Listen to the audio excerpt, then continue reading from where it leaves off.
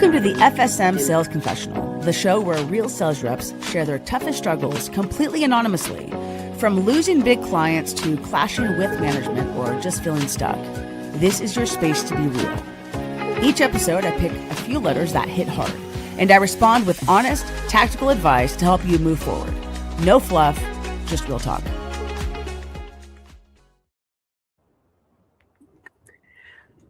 We made it. We did it. And Hallie's going to be so proud because I didn't even need her to figure out how to get you here. Hi. Hey.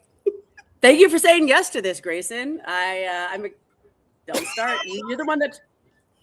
You guys, last night we had a conversation and Grayson was like, don't make me laugh. Once I start laughing, I can't stop. I can't. So get out of your system because we're going to have an awesome conversation. But anyways, thank you for being here and thank you for saying yes to this and doing this. I appreciate it. Yeah, thanks for having me.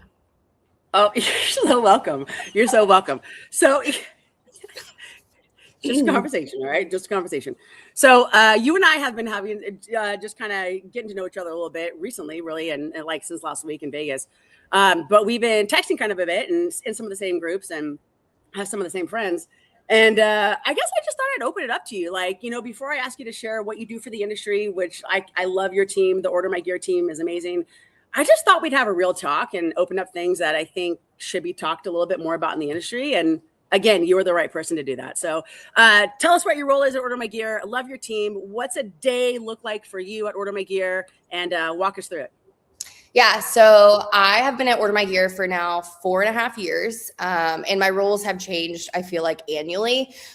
Currently, I oversee all of our partnerships and strategic accounts. So basically, I'm doing full cycle sales for most of the national account partnerships that we have. So that's cold calling, that's demoing, that's closing them, that's training them, and then also growing them.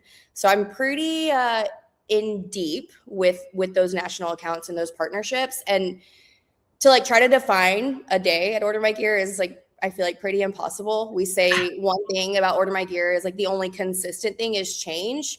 So, I mean, every day looks different, which is why I love it. It's somewhere in between cold calling and demoing, but also quarterly business review. I mean, it's like, it's all across the board. I love that you use the word cold calling, by the way. Actually, I had a call with a customer this morning, this rad guy, Zach from Florida. I'm going to be working with his one of his team members, actually. And he brought up cold calling. And right away, he said, for the folks that don't like to cold call, I think it's a social selling. And I was like, so spot on. But I love that you use like the OG cold calling because it still exists. Cold calling is still a thing. And it works. It still works, you know? So yeah. I love that you do that. So I know a little bit about you, but you have this unique mix of like this sales brain, but also like this teacher background and this teacher heart. Where did that come from? The passion to become a teacher? I don't actually know like where it came from. What I will tell you, and this is like, if my mom might be watching this because I told her to watch my little. Hi, Mom. So if you're here, hey, Mama. But like ever since I was a little girl, like all of my friends, I'd go to sleepovers and all the girls, they would have baby dolls and they would like play house. Like they wanted to be the mom. Like they were playing the nurturing thing. I didn't actually do that. I would like line my baby dolls up and have them sit crisscross applesauce. And I wanted to play school. Like since I was a little girl, like they would call me Miss Grayson. My mom would be my student. Like I never had the desire to play house. It was always like, how can I get these group of dolls, these group of people to like listen to me and like let me lead them to whatever the goal we're trying to accomplish. So I don't know where it came from, but it's always been there. Yeah, I love that. I didn't do that when I was little. That's not how that's not what I was playing. Sure. Didn't have my dolls and I didn't have them lined up and I was not playing house or teacher of any sort. I was like doing other things. Right. But I love that. And even now, right? Like knowing that and learning that you were a teacher previously before even coming into this industry, and everybody has a background, right? Mine was fitness, yours was education. How does that still show up for you with the way you work with your teams and customers? I think about teaching every single day. I mean, like whatever your passion is, like that never leaves you. Like mine has always been education and students, and not necessarily like, you know, kids or young adults, but it's just like, how do I get, like I said earlier, a group of people to one set goal? How do we break through the barriers, their adversities, whatever it is to get there. I would say the one thing that education and teaching taught me that I think about and handle every day is like the combination of having grit, but also like doing that gracefully. So it's like you're faced with this goal in sales or in teams, and you have to get to this goal. But to get to this goal, you have to go through all these set hurdles or decision makers or buyer's remorse. You have to hurdle all of those things. And so you also have to bring in that grace factor. So the combination of grit and grace, I think, is something that I learned in education, but I use daily. No, I love that. Do you, I'm like, I brought a Post-it note just in case you said cool things. So I like the grit thing. I like that in the cold calling because like, again, cold calling, like I love that you're using that word. Do you feel like having that education background and that teacher heart trained you to deal with personalities in sales? It definitely taught me how to acknowledge that different personalities exist. I definitely haven't mastered the fact that there's other personalities out there, because let me tell you what, there's some personality types that still get me and they make me want to hit my head on the wall. I mean, we're all human, right? I don't know if it taught me how to handle different personalities, but it definitely reminds me, and still like I focus on this, is like everyone's different. When you're a teacher, like your number one obstacle is all of your students learn differently. They all have different needs. They all feel respected and loved and cheered on differently. And like sales is the same way. Teams are the same way. Being adults, having relationships, having friend groups, all of that is still the same. So I'm not sure if it taught me how to deal with personalities, but it's definitely showed me that we're all different. We're all human, and we all go about the world way different than each other. Yeah, that's again, I love that you said that. And that's a good reminder for me as a coach, right? Everyone needs to be cheered on differently. So thank you and being a mom too, and being a mom of a teen, 14, you know. So that's a good reminder too. I'm actually hanging out with Gracie. I'm taking her friend Jaya bowling tomorrow. We're gonna hang out. So that's kind of like, it's a good reminder as I'm around her friends too, is that like, they, you know, if I'm around them, I need to lift them up. So that's a good reminder. Yeah. I guess like mentioning kind of something you said, that personalities, let's go back. That different personalities. I want to make you hit your head. I think you said that. Oh, yeah. I said that. Oops. No one's going to quit you. This isn't recorded or anything. Don't worry. Promo corner, they delete it after it's live. It's gone. No one sees it. Just kidding. Trying to be their content creator of the year this year. So hopefully this one goes viral. Woo! Because I think we have something great to talk about, and let's just jump into it. As you're talking about personalities, you know, I want to bring up something that doesn't get discussed enough in I guess even amongst friendships, right? But I don't know, you know, whether we call it, you know, workplace bullying or workplace intimidation. That's how you and I started this conversation. I was sharing with you, you know, something that's going on in my personal life, and we started talking about it. And I just was like, Grayson, please, can we have this conversation? You know? So I guess my question for you is like, when you hear the phrase like workplace intimidation or bullying, or even just like workplace bullying, like, what does that mean to you? You know, and like, are you surprised that like it still exists after childhood? Like, yeah. I mean, it's so real. And yeah, I mean, to go backwards to forward, I think, yes, it surprises me that it still exists, and it like quite literally pisses me off, excuse my French, but like it makes me sad. Like it makes me sad that it's something that we still deal with. You know, I think when we hear the word bullying, we think of like the bullying that we see in the movies of like the Regina Georges of the world. Like, you can't sit with us because you're not wearing pink, or like people getting shoved in lockers. And like, that's like very like childlike, like that happens. It happens. It's real. We hear it on the news all the time. But that happens with like little kids, right? Because it's childlike. Their frontal lobe isn't developed. Adults, like it's less physical and it's like way more emotional, which I think is like where it probably hits harder and can be even more confusing, because it puts you in this box of like, oh, this person has a power over me. They're enforcing some type of behavior with fear. And like, you start to like question yourself, like, wait, am I allowed for my feelings to be hurt? Like, I'm an adult. I should have it all together. Should that actually hurt my feeling? Like, it's like this weird it's really hard to address, but I think once you pinpoint like, oh, I just got bullied, or oh, wait, they're bullying someone, it's very, very clear like what is going on. Yeah, I love the word sad too. That's what like it breaks my heart. Like it's something I just wish like I just want everyone to be loved and like so I feel you on that. Like for me, I think it hit me hard and I was super bummed out as an adult. I was in my 20s and I was still in the fitness industry working in a huge gym chain in LA, and I realized, oh, okay, this is still a thing past childhood. Mm. Oh, this is still a thing. When did you realize like it was still a thing? Actually, like pretty recently. This is like something that I am like actively working through.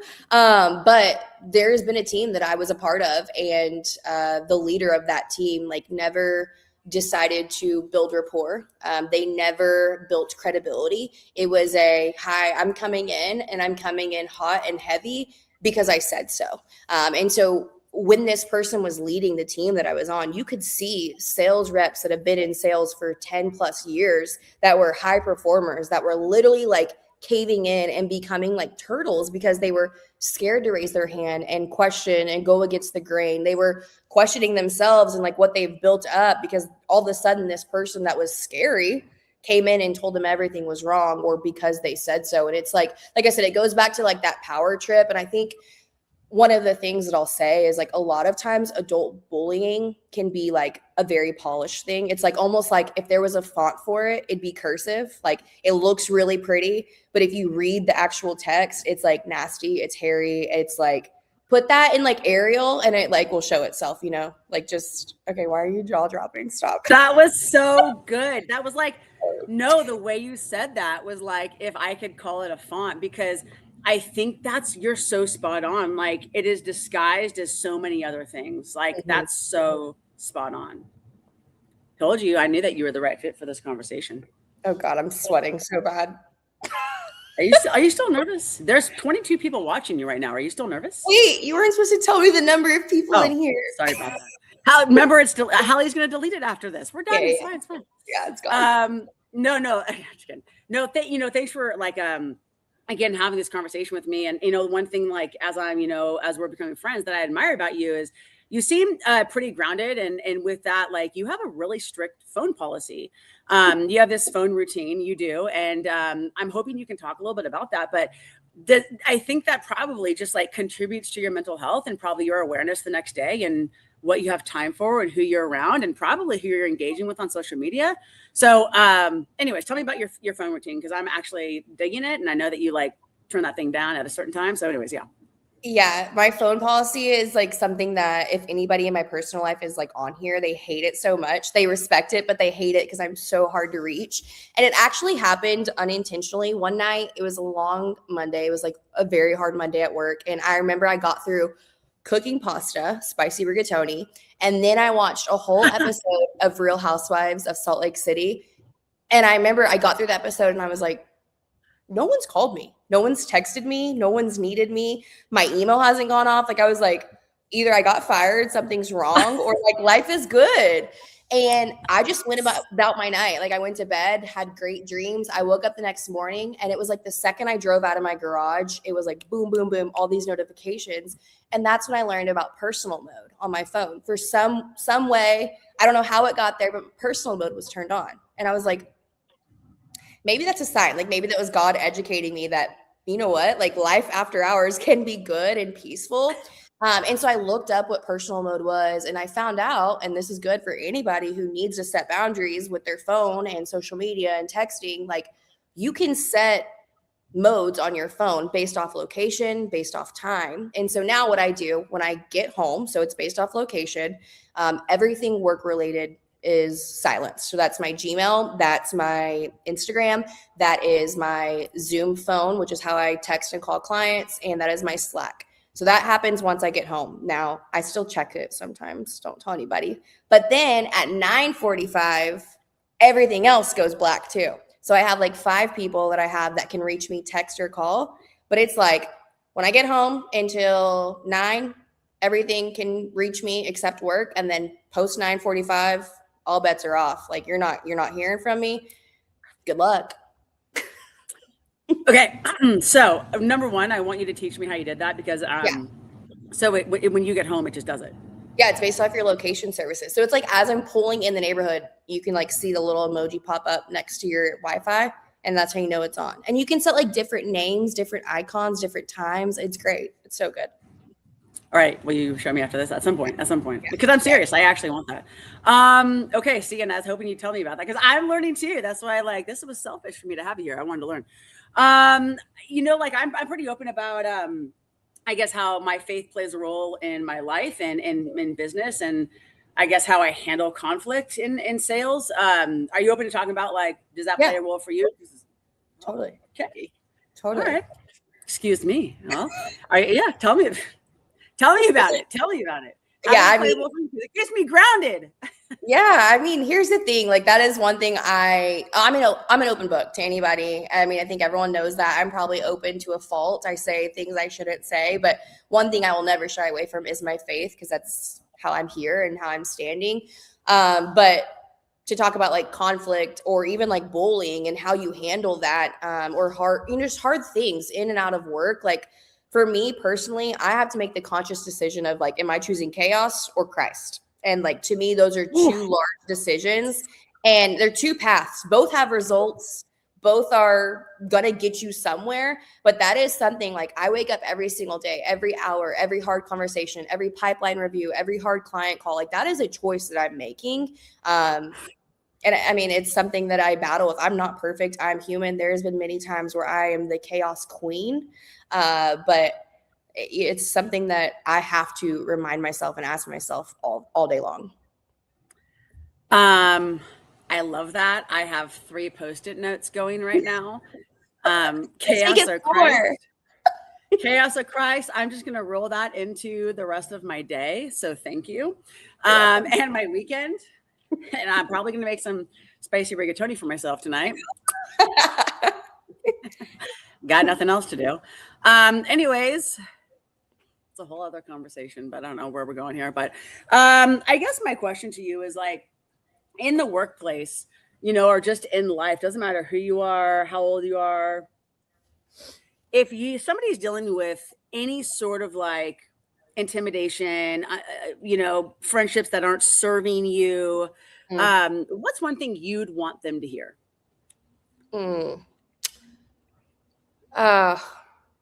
Probably number one, you're not alone. I think as we get older and we're supposed to be wiser and more mature and have experience, talking about feelings sometimes can be hush hush. You're not allowed to be sad. You're not allowed to have feelings. You're not allowed to hurt.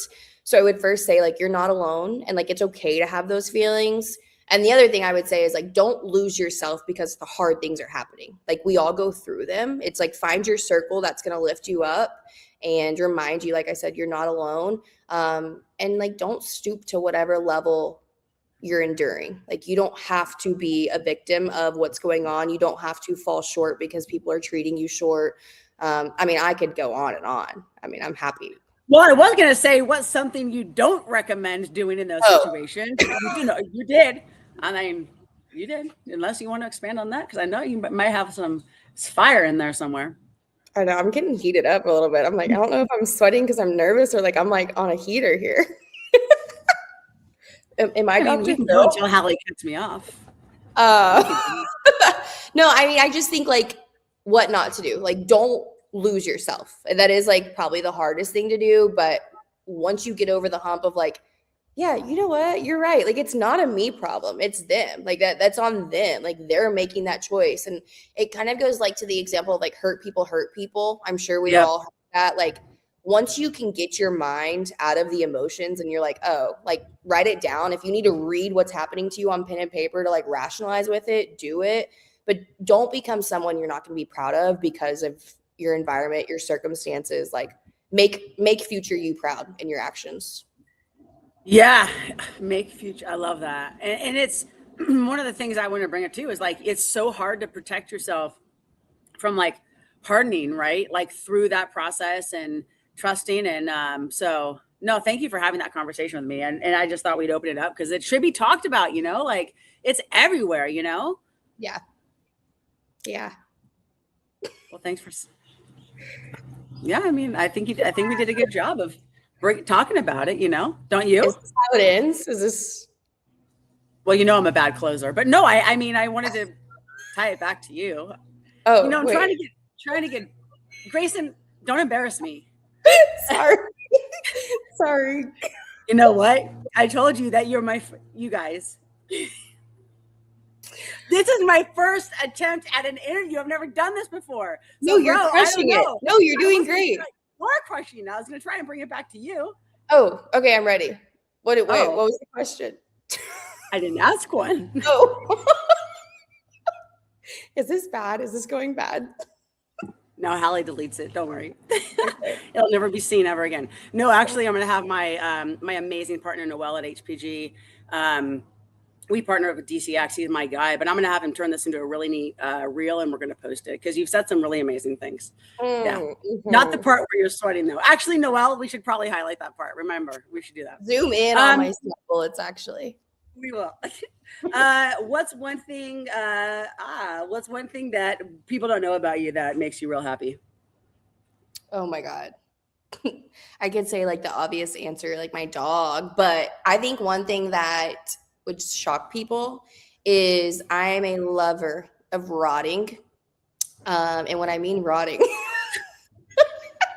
I mean there is nothing like a Saturday morning waking up, making yourself eggs Benedicts, drinking a cup of coffee, getting back in bed, and finishing a book or a series in one day. Oh, I mean, there's nothing like it. I'm like a girl on the go, though, so I need like a rot reset.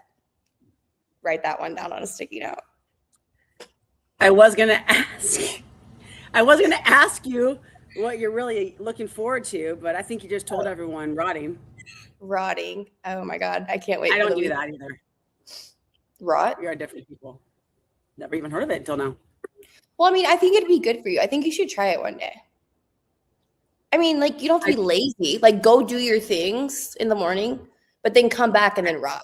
Like, I'm not saying I just, like, avoid things. So, like, go to, get up, move my body, go to the gym, come home, and then just sit? Sit. Just sit. What do I do? Oh my God, that's your issue. Like, you don't have to do anything. Just sit. Who do I talk to? Read a book. All day. Finish one. Like, finish a book in a day. You've never done that? No, I can't do anything for more than 10 minutes. I think you might be like the outlier here. Like, I'm sure the 20 people that are in here or whatever it is, they're rot queens and kings. If you're a rotter, let us know. Is that how you do it? Yeah. I don't know. If you guys enjoy rotting, please let Grayson know. If it's something you do and you've found a way to make it happen, let me know and maybe I'll try it. Anyways, I guess we're done now. I guess thank you. Thanks for saying yes to this. But no, in all seriousness, thank you for saying yes to this. It was a good conversation, something you and I were kind of texting about. And I think you're doing amazing things in the industry. Your Instagram content is amazing. I reported you to the Online 18 because I'm a true believer that anyone that is putting out content for this industry, that is truly driving us forward with information, you're educating. You're really good at educating your clients, by the way. So I appreciate your content. So homies for life. Homies for life. Thank you. Thanks for saying yes to this. And Hallie, I have an email coming to you. I'm hoping to change up the show a little bit and do something like Larry King Live and turn this into a radio show. Grayson, you are my guinea pig for that. I hope it went well. Hope you guys liked it. Say goodbye, Grayson. Oh, bye. But I'm not. I'll see you backstage. All right. Thank you guys for joining us. I'll be back third Friday of every month. I think it's the second, but I'll confirm. Thanks for being here. Shoot.